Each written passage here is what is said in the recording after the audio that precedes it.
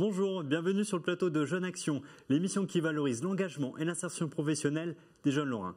Aujourd'hui, c'est une émission spéciale entrepreneuriat des jeunes. Nous allons donc essayer de tordre le cou à quelques idées reçues, comme quoi il était impossible de faire coïncider entreprise et jeunesse, business et entrepreneuriat social, passion et emploi. Cette émission va vous faire découvrir quelques jeunes pépites lorraines qui ont réussi l'aventure de l'entreprise. Jeune Action numéro 10, c'est parti! Sur le plateau parmi nous, nous recevons deux jeunes créateurs d'entreprises lauréats du dispositif Défilor. Il s'agit de Franck Oubre, 25 ans. Vous venez de fonder Ma Musique Teacher. Bonjour. Sonia Muller, 30 ans. Vous venez de créer la micro-crèche Hola Baby située à Terreville. Bonjour. Et j'ai le plaisir aussi d'accueillir un chef d'entreprise, Laurent Buonvino, conseiller du commerce extérieur et membre du jury Défilor depuis le début de ce dispositif. Bonjour. Et enfin, nous retrouvons Pauline, de retour parmi nous sur le plateau, qui va nous en dire un peu plus sur Défilor, puisque nous recevons deux de ses lauréats. Merci Gilles. Alors, Défilor, c'est quoi ? C'est un dispositif qui existe depuis 2013 et qui s'adresse aux jeunes de 18 à 30 ans qui ont un projet entrepreneurial. Alors, ça peut être un projet associatif dans le domaine de l'économie sociale et solidaire, de commerce local, un projet innovant ou d'économie numérique.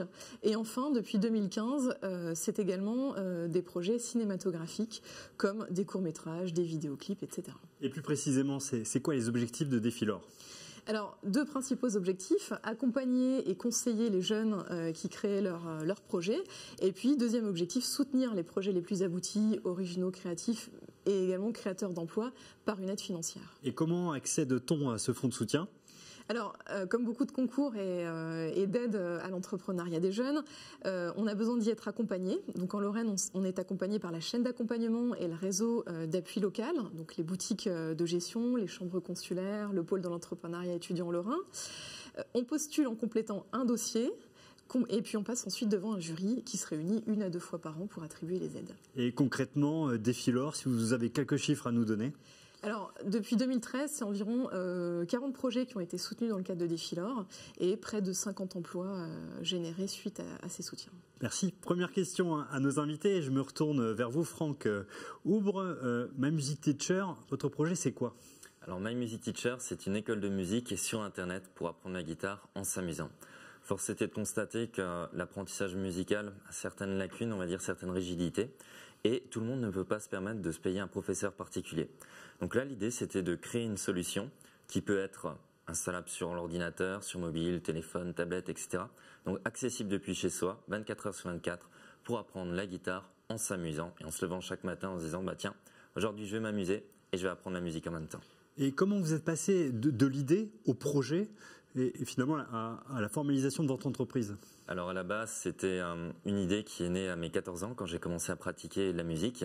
Je me suis rendu compte que ce n'était pas si évident que ça d'apprendre justement un instrument de musique. Des problèmes de temps, des problèmes d'argent et aussi de motivation bien entendu. Et à 18 ans, mes élèves ont rencontré les mêmes problèmes que moi quand je suis devenu professeur de guitare. Donc c'est une idée assez ancienne, mais le déclic est arrivé au moment où j'ai intégré le PIL, le pôle entrepreneurial étudiant lorrain, où j'ai pu effectuer donc mon stage de fin d'année d'études. Et j'ai pu transformer donc cette idée en une véritable opportunité d'affaires. Laurent, je me retourne vers vous. On voit que Franck a réussi à allier sa passion à son emploi et à son entreprise. Est-ce que justement, est-ce que c'est pas là le moteur et le gage de la réussite ? Ah oui, effectivement, même si on est sur Jeune Action, la problématique de créer sans passion ou d'entreprendre sans raison concerne tous les âges. L'intérêt de Défilor, c'est justement d'apporter avec le réseau professionnel de l'aide, des conseils, pour justement faire un juste équilibre entre passion, raison et les aider à se lancer. Sonia, on reviendra aussi vers vous plus précisément dans un petit moment concernant votre projet de microcrèche. Est-ce que vous aussi, la passion a été le moteur de votre projet ? C'est le moteur qu'il faut. Si on n'est pas passionné, on ne croit en rien, on ne croit pas en soi-même. Il faut déjà croire en soi-même, être passionné, et ensuite il faut donner notre passion. Il faut la transmettre. Et ça, c'est très compliqué. Franck, je me retourne vers vous. On dit souvent que monter son entreprise, c'est un parcours semé d'embûches. Vous avez été accompagné par le PIL, vous l'avez dit tout à l'heure. Comment ça s'est passé cet accompagnement ? Alors cet accompagnement est sous la forme en fait d'un stage de 6 mois. On va être encadré justement par des personnes qui sont un peu plus aguerries que nous dans l'entrepreneuriat. on va obtenir des formations, mais surtout on va obtenir du temps qu'on va pouvoir consacrer au développement de notre entreprise.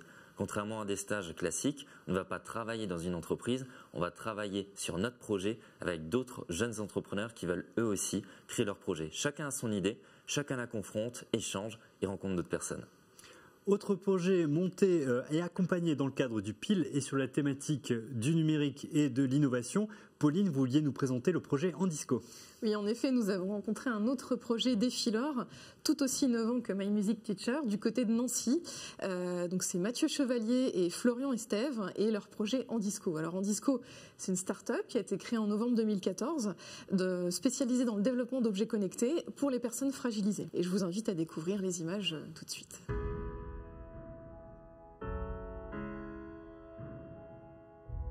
Andisco est en train de développer un nouvel objet qui est une canne blanche connectée pour les personnes aveugles et malvoyantes, tout simplement parce qu'on s'est rendu compte que ces personnes méritaient que la technologie actuelle soit mise à leur service pour leur permettre d'être plus autonomes dans leurs déplacements et qu'ils se déplacent également avec plus de sécurité au quotidien. Donc avec le boom des nouvelles technologies et des objets connectés, on a décidé de créer ce nouveau produit à destination des personnes aveugles et malvoyantes.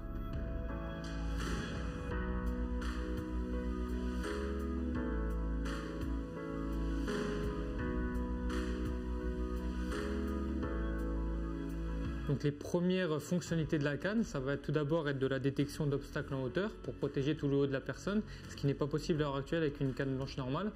Mais ce que l'on revendique le plus, notre plus-value, c'est vraiment la connexion en temps réel à la ville et la mise à disposition d'informations vocales à l'utilisateur. Donc les premières fonctions seront l'interaction avec les réseaux de transport en commun, avec les zones de travaux ou encore l'accessibilité des lieux publics. Mais on imagine déjà plein de nouvelles applications, comme par exemple l'interconnectivité avec les distributeurs automatiques de billets ou ce genre de choses. C'est vraiment un système sur lequel on va pouvoir venir greffer de plus en plus d'applications et qui va être vraiment de plus en plus évolutif.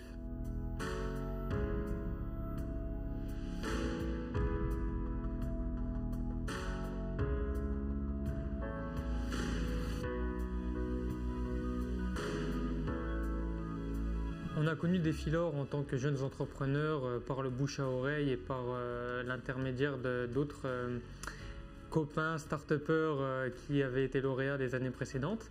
Et donc on a décidé de participer à Défilor tout d'abord pour l'aspect financier mais également pour l'aspect réseau.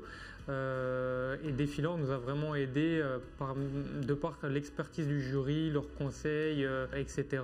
à nous focaliser sur les choses importantes du projet. Les choses importantes pour pouvoir vraiment l'accélérer, le développer au mieux.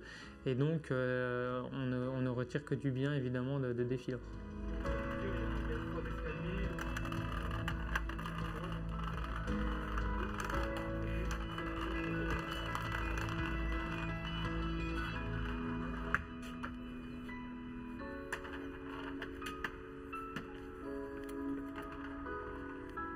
Alors l'objectif d'Andisco, c'est d'avoir son produit fini le plus rapidement possible, donc on espère l'avoir pour la fin d'année.